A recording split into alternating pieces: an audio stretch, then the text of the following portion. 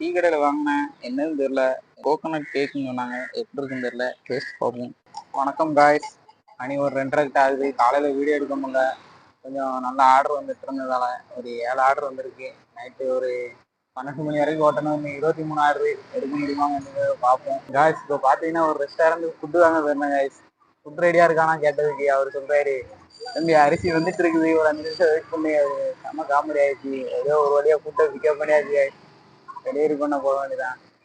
Fun பண்ணிட்டு இருக்காரு உட்காந்து மதிய சாப்பாடே சாப்பிட போகிறோம். நம்ம ரைஸ் சாப்பிட்டு ரொம்ப நாள் ஆகிட்டு, இன்னைக்கு ரைஸ் ட்ரை பண்ணிடுறேன். ரைஸ் விடுறது கேட்டேன், நம்ம பார்ப்போம் எப்படி இருக்கு.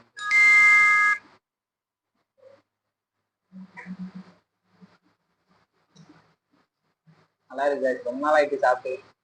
இதான் சாப்பிட்றேன். ஒரு டீ கடையில் வாங்கினேன், என்னன்னு தெரியல. என்னன்னு தெரிஞ்சா கமெண்ட்ல பண்ணுங்க. கோகோனட் கேக்குன்னு சொன்னாங்க, எப்படி இருக்குன்னு தெரியல. டேஸ்ட் பார்ப்போம். பார்த்தா அவங்களுக்கு தெரியும். தேங்காய் பால் மாதிரி இருக்குது காய்ஸ். தேங்காய் பாலில் செஞ்சுருப்பாங்கன்னு நினைக்கிறேன். நல்லா தான் இருக்குது டேஸ்ட்டு. மணி ஒரு 7:30 கிட்ட ஆகுது. ஏர்போர்ட்லேயே ஆர்டர் போட்டுட்டாங்க. ஆர்டர் ஒரு வழியாக பிக்கப் பண்ணியாச்சு. மழை அடிக்கடி வந்துட்டு போயிட்டு என்னங்கிறது தெரியல. பார்த்தீங்கன்னா ஒரு வழியாக ஆர்டர் பிக்கப் பண்ணியாச்சு காய்ஸ். அப்படியே டெலிவரி பண்ண போக வேண்டியதான். ஒரு வழியாக இன்றைய நாள் இனிமேல் முடிந்தது. இன்றைக்கி எவ்வளோ ஏர்னிங்ஸ் பார்த்தீங்கன்னா 1280 ரூபா.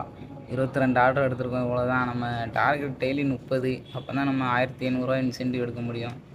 இப்படி போனால் எப்படி எடுக்குன்னு தெரில. சரி பார்ப்போம். நாளைக்கு கொஞ்சம் காலையில் எழுந்திரிச்சு ஓட்ட பார்க்கணும் கைஸ். கொஞ்சம் பார்ப்போம் எப்படி இருக்குன்ட்டு.